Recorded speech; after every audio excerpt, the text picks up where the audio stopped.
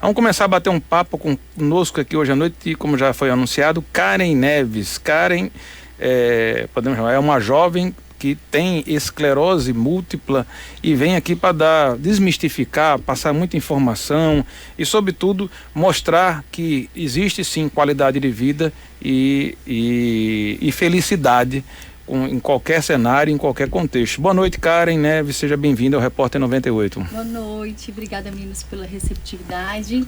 E vamos que vamos falar sobre esse assunto aí. A primeira pergunta que eu gostaria de fazer, Karen, qual é a sua idade? Eu tenho 34. 34. Você foi diagnosticada com que idade? 31. 31, certo. E aí a primeira pergunta está ligada justamente a isso. Quais são os sintomas para o ouvinte que nos escuta, o espectador do YouTube, que porventura possa imaginar que poder ter a mesma questão, a mesma situação de esclerose múltipla? Quais são os sintomas que você percebeu e seu corpo manifestou quando você foi em busca do diagnóstico? Pode falar. Os sintomas muito parecidos assim com todos os pacientes fadiga extrema, visão dupla ou então embaçada, falta de equilíbrio, perda um pouco da capacidade motora, sensibilidade, falta dessa sensibilidade, dormência nos membros, fadiga extrema, já falei, Falou. né? São alguns dos sintomas mais clássicos, né, né? dessa doença. E como você descobriu a doença? O que aconteceu com você que gatilhou aí ao médico, em busca do diagnóstico do ocorrido? É interessante dizer que essa doença, ela geralmente aparece quando o paciente ele tem algum processo de estresse muito grande, muito grande. Isso é corriqueiro. Quando você vai conversar com algum paciente que teve um processo de surto, que é o processo inflamatório da doença, está em surto, você verifica que alguém passou por algum momento de muito estresse, ou trabalho, ou alguma perda significativa na família, enfim, alguma coisa que dá esse gatilho. No meu caso, quando eu descobri, eu tive uma neurite óptica no olho esquerdo, onde eu perdi 100% da visão do olho esquerdo. Isso já vinha acontecendo há alguns dias, uma dor de cabeça lateralizada no olho que de fato estava acometido e doía muito, ao ponto de, quando eu virava os olhos, doía muito, que parecia que eu estava tendo um AVC, de tão forte. E aí eu procurei um médico, infelizmente o médico, ele falou que eu estava estressada, que eu podia ir embora, que não era nada. 2 dias depois eu viajei, acabei indo para uma urgência de um outro estado, e o médico, a hora que ele viu, ele falou: olha, você está com uma inflamação de 100% no seu olho esquerdo, passe uma pomada e daqui 2 dias você volta para ver como que ele tá. Quando eu voltei, eu falei: olha, doutor, aparentemente eu acho que, assim, continua igual, eu tô com muitas dores, eu não conseguia ficar com nenhuma luz ligada no quarto, eu ficava trancada. Durante 2 dias eu fiquei passando a pomada. Só que como eu passava a pomada dentro do olho, eu achei que por causa do acúmulo da pomada eu estivesse perdendo a visão. E quando eu chegasse no consultório, ele ia limpar a pomada e eu ia voltar a enxergar. Fosse um efeito do excesso da medicação ali, né? E aí eu falei: olha, só que aconteceu alguma coisa, porque eu não tô enxergando. Aí ele na hora ficou assustado, ele falou: mas isso não era para ter acontecido, eu vou te passar para um especialista agora em retina, que aí ele verificou que de fato eu estava com 100% comprometido do meu nervo óptico, me encaminhou para fazer uma ressonância magnética no mesmo dia, eu consegui, e ele só me disse assim: dependendo, amanhã a gente te interna, estamos achando que é uma doença autoimune.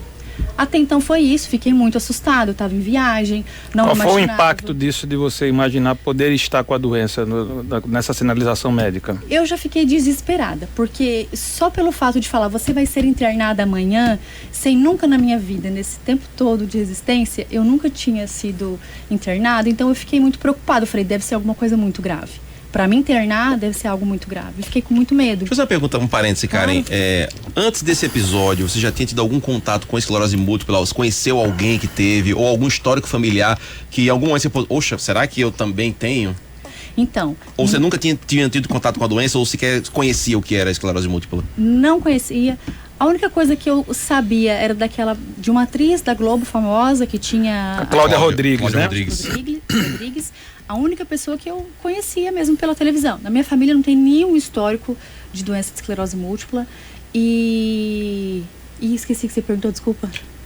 Não, era isso. Se Era você isso, tinha, né? se em algum momento você desconfiou que pudesse ser isso, não, né? Não desconfiei, mas o interessante é que quando eu fiz a ressonância magnética, apontou que de fato eu tinha lesões no sistema nervoso central, e aí eles começam a fazer essa investigação, e eles começam a entender que ali realmente trata-se de uma doença autoimune, e eles estavam, entre eles, os médicos, eles acreditavam já que era esclerose, mas eles precisavam de outros exames, né? Eu internada mesmo, eles fizeram uma punção na minha coluna, então eles tiraram um líquor da minha coluna e dentro de 30 dias, aquele exame junto com outros de sangue iria me dar o diagnóstico final, se era ou não esclerose. E aí sim eu ouvi a palavra esclerose, no dia que eu fui internada. Aí eu fiquei muito assustada, eu fiquei chorando, eu só imaginava a atriz, porque de imediato, como são poucas as vezes que as pessoas vão na TV ou na mídia para falar sobre a doença, elas já falam de uma forma muito drástica. Isso impacta muito a gente que está recém ali descobrindo que é essa doença. Estão começando a chegar perguntas pra gente aqui, Karen, pra você no caso. E aí o Lucas D'Ambrosio pergunta: qual especialidade médica fechou o diagnóstico da esclerose múltipla? Só quem pode fechar esse diagnóstico é um neurologista. Então, assim, ele utiliza a ressonância magnética, é um dos exames que vão verificar que você tem essas lesões. O que é interessante dizer que esclerose múltipla é um nome muito forte. Esclerose quer dizer lesões, onde você teve no espaço e no tempo, no sistema nervoso central. Ou seja, na ressonância vai aparecer uns pontinhos de luz na sua cabeça, no seu crânio e na sua coluna. Então ali os médicos eles começam a conseguir fechar um diagnóstico, mas é muito difícil fechar o diagnóstico, porque são muitas doenças neurológicas parecidas, com sintomas parecidos. Então esse exame do líquor é muito importante também, porque de fato ali ele aponta as bandas da doença, então ele consegue de uma forma assim mais assertiva, junto com outros exames, né, conseguir chegar ao diagnóstico final. O pastor Saulo André pergunta aqui: quais são as fases da esclerose múltipla? Então, ela tem 3 estágios, essa doença. O menos gravoso é a remitente recorrente, que é o que de fato eu tenho. Esclerose múltipla, ela funciona da seguinte forma: eu tenho um processo inflamatório, que chama-se de surto. Esse processo inflamatório, ele pode acontecer em qualquer parte do sistema nervoso central. Isso pode me gerar um impacto na fala, no equilíbrio, nos membros. Nesse primeiro momento foi na visão. Na visão, mas eu tive 2 outros antes. Que você não sabia. Não sabia. Não imaginava que pudesse ser ligou a esclerose. No dia que eu tive essa consulta com o médico que me deu o pré-diagnóstico, ele perguntou: na sua vida já aconteceu alguma coisa estranha com você? Porque você é jovem e, assim, já aconteceu alguma coisa com você? Aí eu falei: olha, eu tenho 2 episódios que foram muito estranhos comigo. E quem está em casa pode, né, começar a reconhecê-los, né? A primeira vez eu tinha uns 20 e poucos anos. Eu lembro que eu tinha ido fazer um tratamento odontológico, estava no último dia do tratamento, e eu voltei para casa com metade do meu rosto sem a sensibilidade, adormecido. Aí eu pegava assim, eu sentia que estava adormecido. Mas não teve anestesia? Teve, era um canal, só que era o último dia do canal. E para mim foi um processo muito doloroso. Eu sofri muito, porque acho que na pontinha da raiz estava... e tinha alguma coisa na pontinha da raiz que estava tipo inflamado. Então, quando ele a dentista colocou o instrumento para poder fazer o canal, ele não chegava até lá. E quando chegava, me machucava muito. Doloroso. Então, ela colocava anestesia diretamente no meu nervo. Aí eu pensei: como era o último dia, eu nunca mais vou voltar no dentista. Naquela dentista por causa disso, porque ela já tinha terminado o tratamento. E aí acabou que eu fiquei 6 meses com essa parestesia, que eu pegava assim, tocava. 6 meses? 6 meses. Só que o meu corpo sozinho voltou. Uns 5 anos depois, eu acho, uns 6 anos depois, eu tive nos membros. Olha que coisa estranha. Eu pegava alguma coisa pesada e soltava. Na academia, foi quando eu na academia. Instintivamente, já pegava e já soltava. Instintivamente, era como se eu pegasse assim. Perdia a força. Exato. Não é era como se tivesse sem força. Só que era como se eu falasse comigo mesma: solta.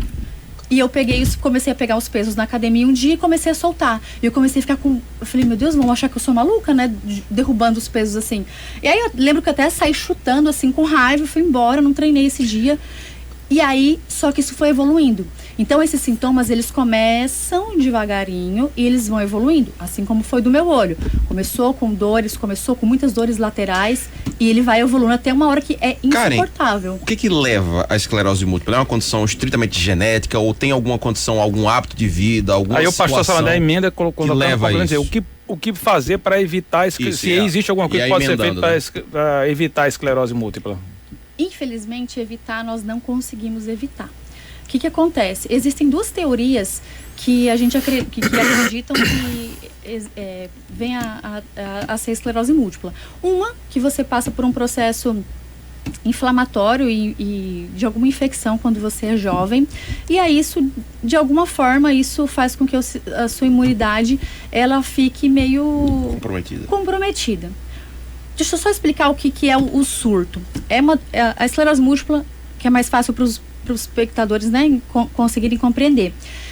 A esclerose múltipla, ela é uma doença crônica, sem cura, rara e de caráter inflamatório.